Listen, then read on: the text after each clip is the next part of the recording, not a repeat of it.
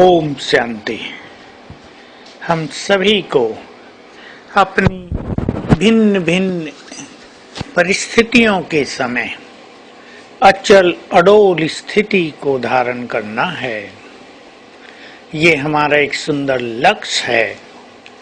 इसके लिए हमें चाहिए ज्ञान का बल और योग का बल। आत्मा जितनी शक्तिशाली बनेगी योग बल से, हम परिस्थितियों को, समस्याओं को सहज भाव से लेंगे। हमें बहुत अच्छा अपने में कॉन्फिडेंस रहेगा कि ये बातें आई हैं, चली जाएंगी, हम उन्हें सीरियसली लेंगे ही नहीं। और ये परिस्थितियां ऐसा अनुभव कराएंगी कि इनसे हमारा विवेक और जागृत होता है, रिफाइन होता है, हमारे अनुभव बढ़ते हैं। इसलिए जीवन में ऐसा न हो कि समस्या और परिस्थिति जैसे हमको बेहोश कर दें, हम पे दबाव बना लें, हमारी खुशी को छीन ले जाएं, हमारे ईश्वरीय नशे को लोप कर दें। और इसके लिए चाहिए ज्ञान चिंतन। इसलिए जो आत्माएं रोज मुरली का रस लेती हैं और मुरली के सुंदर सुंदर पॉइंट्स को अपने जीवन में लाने की प्रैक्टिस करती हैं, उनका चिंतन करती हैं, वो अचल अडोल हो जाती हैं।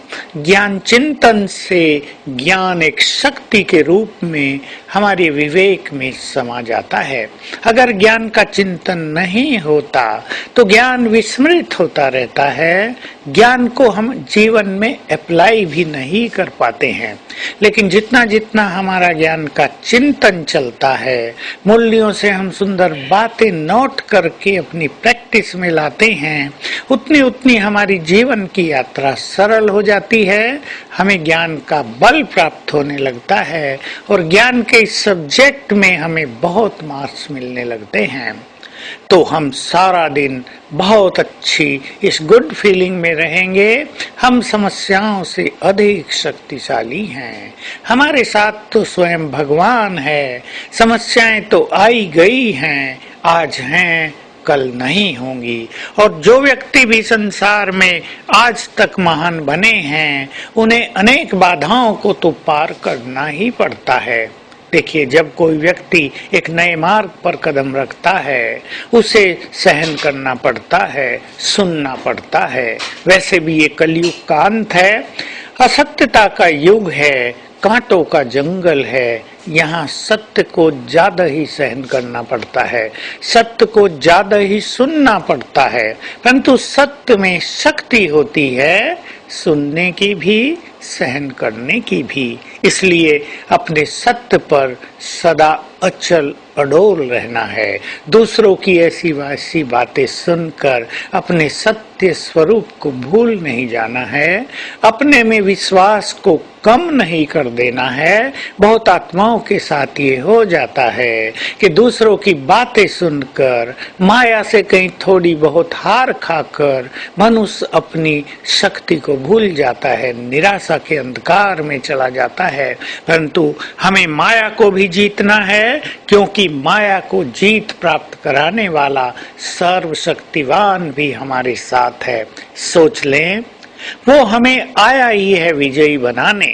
केवल हमारे अंदर यदि विजयी होने का संकल्प होगा तो विजय हमारी ही होगी। जब भगवान स्वयं इस धरा पर आत्माओं को पावन बनाने आया हो, तो बस केवल इतनी सी बात है कि स्वयं में पावन बनने की इच्छा हो, उसके हम पॉइंट्स ढूंढ लें, मार्ग ढूंढ लें, तो हमारी विजय भी होगी, हम पावन भी बनेंगे और हमारा सेल्फ कॉन्फिडेंस भी बहुत अधिक बढ़ता जाएगा। तो अचल अडोल होकर हम अभ्यास करेंगे अपने पांचों स्वरूपों का। हम देव स्वरूप में थे, उसे अपने सामने लाकर अपने को ये गुड फीलिंग देंगे, मैं ये थी, मैं ये था, ये है मेरा असली स्वरूप, पूज्य स्वरूप। हमारे जिस स्वरूप की मंदिरों में पूजा हो रही है, उस स्वरूप को सामने लाएंगे। और आज मैं आपको याद दिलाऊं, हम अपने विष्णु स्वरूप को सामने लाएंगे। विष्णु जी शेष सैया पर विराजमान हैं। सांपों ने सैया बना दी है, छत्र छाया बना दी है अचल अडोल स्थिति है, सागर में तूफान है, लहरें हैं, लेकिन विष्णु जी मग्न अचल अडोल स्थित हैं अपनी शैय्या पर। तो ये हम सब की यादगार है। इसको आज सामने रखते हुए अपने पूज्य स्वरूप को याद करेंगे, अपने फरिश्ते स्वरूप को, ब्राह्मण स्वरूप को, पांचों स्वरूपों को एक बार घंटे में अवश्य याद करेंगे। सवेरे शाम 5-5 बार याद करेंगे। ओम शांति।